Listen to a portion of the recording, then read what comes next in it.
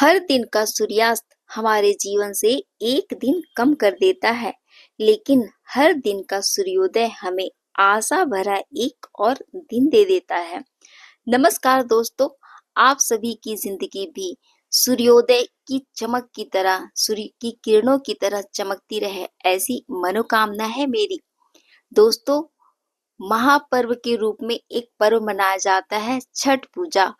छठ पूजा में सूर्य देवता की पूजा की जाती है और प्रकृति की भी पूजा की जाती है और लोग बहुत ही धूमधाम से ये पर्व मनाते हैं। और प्रकृति जो हमें मुफ्त में मिली है, चाहे वह सूर्य की किरणें हो और जल हो, हवा हो, प्रकृति की जितनी भी वनस्पतियां हो, उसके लिए पूजा की जाती है। खासकर सूर्य देवता, जिसके कारण पूरी सृष्टि में उजाला है, सूर्य देवता की पूजा की जाती है और यह पर्व खासकर बिहार में मनाया जाता है।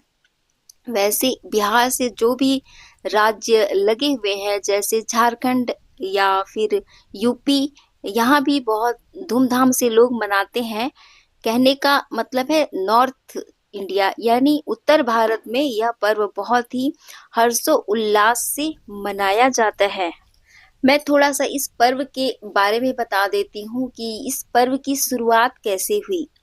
महाभारत काल में कर्ण, जो सूर्य के पुत्र थे, उन्होंने पानी में खड़े रहकर, घंटों खड़े रहकर वह सूर्य देव की आराधना करते थे और अर्घ देते थे। उसके बाद सूर्य देव से जो आशीर्वाद उन्हें प्राप्त हुआ, जिसके कारण उनके जिंदगी में समृद्धि आने लगी और उन्हें सम्राट बना दिया गया। और भी कई कहानियां हैं, जैसे रामायण में सीता माता ने भी इस व्रत को किया था और द्रौपदी माता ने भी किया था, अपने परिवार की सुख समृद्धि के लिए, शांति के लिए किया था। वैसे यह पर्व सूर्य देवता को ही समर्पित है और कहा जाता है कि सूर्य देवता की एक बहन थी छठी मैया, उस माता की भी पूजा की जाती है। लोग संतान प्राप्ति के लिए छठी मैया का व्रत करते हैं और इस पर्व को जितने लोग भी आस्था के साथ करते हैं, उनकी मनोकामना जरूर पूरी होती है। इसलिए लोग बहुत ही हर्षो उल्लास के साथ अपनी मनोकामना को पूरी करने के लिए इस व्रत की पूजा करते हैं। डूबते हुए सूर्य की भी पूजा करते हैं और उगते हुए सूर्य की भी पूजा करते हैं। जो उगते हुए सूर्य की पूजा करते हैं, उसमें सुबह सुबह जाते हैं लोग, पानी में खड़े होते हैं और पानी में खड़े होने के बाद जो सूर्य की पहली किरण निकलती है, उसमें सूर्य भगवान को अर्घ देते हैं। वैसे वैज्ञानिक कारण अलग है कि सूर्य की जो पहली किरण होती है, वह बहुत ही अपने आप में गुणवान होती है। उस किरण से शरीर पर जो प्रभाव पड़ता है, वह बहुत ही फायदेमंद होता है। वैसे विटामिन डी का जो सबसे अच्छा स्रोत माना जाता है, वह सूर्य की किरण ही है। वैज्ञानिक कारण अलग है, लेकिन अध्यात्म कारण इसका अलग है कि लोगों की श्रद्धा इसमें बनी रहती है, क्योंकि यह प्राचीन काल से लोग करते आ रहे हैं और सूर्य भगवान को अर्घ लगभग सभी लोग देते हैं। और घरों में भी सुबह की पूजा भी की जाती है, सूर्योदय की पूजा की जाती है और जब शाम संध्या वेला होती है, उस समय भी लोग पूजा करते हैं। तो लोग प्रकृति की पूजा करते हैं, इसमें जल की, सूर्य देव की और सूर्य से जो किरण निकलती है, उसके लिए धन्यवाद देते हैं कि सूर्य भगवान, जिनकी कृपा से पूरी सृष्टि रोशन होती है।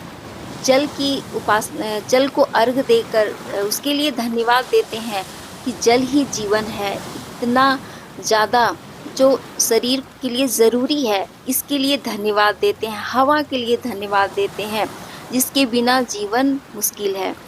प्रकृति की जितनी वनस्पतियां हैं, उसके लिए धन्यवाद देते हैं। इस पर्व में बहुत सारे जितने भी फल होते हैं, सब्जियों के रूप में भी, उनको भी चढ़ाया जाता है प्रसाद के रूप में। तो इन सभी चीज़ों के लिए धन्यवाद देते हैं। ये सारी चीज़ें प्रकृति की ही हैं।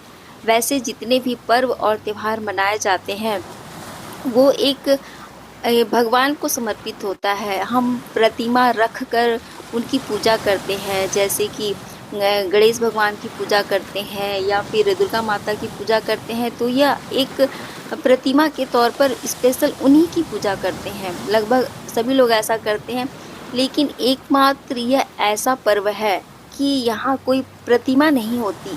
यह प्रकृति की पूजा करते हैं, सूर्य देवता की पूजा करते हैं, जल की, हवा की, इन सभी चीज़ों की करते हैं। यह पानी में खड़े होकर करते हैं, कोई प्रतिमा नहीं होती वहाँ। लोग हर्षोल्लास से करते हैं।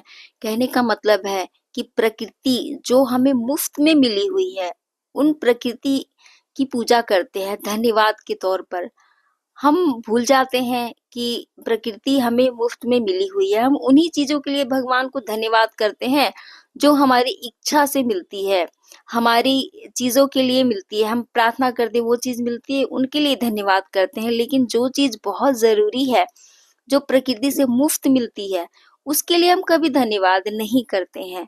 तो इस प्रकृति के लिए उस दिन पूजा की जाती है और मान्यता यह भी है कि यह पर्व अपने आप में बहुत ही भाव भक्ति के साथ अगर किया जाए तो हर इच्छा पूरी होती है, क्योंकि जो प्राचीन काल से लोग करते आ रहे हैं और लोगों की मान्यता है कि यह पर्व हो बहुत ही अपने आप में पावन पर्व है, बहुत ही नियम के अनुसार मनाया जाता है और लोगों की जितनी भी श्रद्धा है, भक्ति है, उसके कारण उनकी मान्यता जरूर पूरी होती ही है। तो धन्यवाद देते हैं इन सभी चीजों का, उगते हुए सूर्य का भी और ढलते हुए सूर्य का भी। इसी तरह हम अपने जिंदगी में उन सभी चीजों के लिए धन्यवाद करना चाहिए। हमें भी जो चीज हमें अपनी स्वेच्छा से मिलती है उसके लिए भी, जो नहीं मिली है हमें उसके लिए भी, क्योंकि जब हम धन्यवाद देते हैं तभी हमारे रास्ते खुलते हैं। इस पर्व में पहले दिन साँझ की पूजा होती है और अगले दिन सूर्योदय की पूजा होती है। यानी जो ढलता हुआ सूर्य है, वह इस चीज़ का प्रतीक है कि आज के दिन जो भगवान आपने दिया है, उसके लिए बहुत-बहुत धन्यवाद।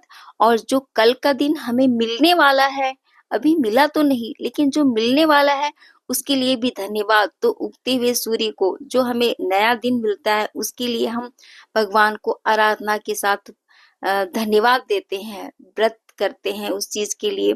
तो अपने आप में पूजा पाठ, उपासना अपने आप में बहुत ही फायदेमंद है। अध्यात्म की दृष्टि से देखें तो इसकी अलग ही मान्यता है और अलग ही स्वरूप है कि अध्यात्म में कितनी शक्ति होती है। प्राचीन काल से जब ये मान्यता चली आ रही है प्रकृति को धन्यवाद देने की, तो हमें भी इस चीज को समझना चाहिए कि कहीं न कहीं यह अपने आप में बहुत ज़रूरी है और अपनी सुख और समृद्धि के लिए हमें भी प्रकृति का धन्यवाद करना चाहिए। अक्सर हम भूल जाते हैं, जो चीज़ हमें मुफ्त में मिलती है उसकी हम कद्र नहीं करते, उनकी वैल्यू नहीं करते। लेकिन एक बात गहराई से सोचनी चाहिए कि वो हमारी ज़िंदगी में कितनी वैल्यू लेकर आया है, कितनी अपने आप में समृद्धि लेकर आया है, उसकी वैल्यू क्या है। अगर इस तरह से सोचें तो हम हर उस चीज़ के लिए भी धन्यवाद दे सकते हैं जो हमें मुफ्त में मिलती है। तो ऐसी भावना के साथ आप भी अपने मन को शांति दिलाएं, हर उस चीज़ के लिए जो प्रकृति से ही हमें मिली है, उन चीज़ों के लिए धन्यवाद करिए, क्योंकि धन्यवाद एक ऐसी चाबी है कि आप जिस भी चीज़ के लिए धन्यवाद करते हैं तो उसकी जो समृद्धि है, उसके होने का जो आपको एहसास होगा वह भरपूर मात्रा में मिलेगा। आप उन सभी चीज़ों के लिए प्रकृति का या ईश्वर का धन्यवाद ज़रूर करें जो आपके पास है। ऐसा करते हैं तो वो चीज़ आपके लिए और भी सुख सुविधा जो भी है वो उस चीज़ में और भी बरकत होने लगेगी। जो लोग भी मेरी इस वीडियो को यहाँ तक देखा है, जिन लोगों ने भी, अगर उनके घर में भी छठ पर्व की पूजा की जाती हो या फिर छठ पर्व के बारे में जानते हो, तो वो लोग कमेंट करके ज़रूर बताएं कि उनका यह पर्व कैसा रहा। क्योंकि मैं भी इस व्रत को करती हूँ, इसलिए मेरी तरफ से आप सभी लोगों को छठ पर्व की बहुत-बहुत ढेरों शुभकामनाएं।